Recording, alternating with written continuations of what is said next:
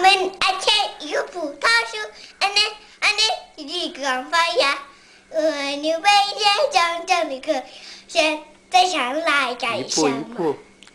一步一步地往上爬。俺们，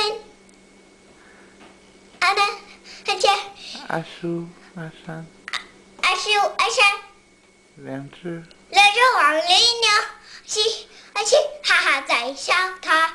葡萄成结还走得很远，现在上来干什么？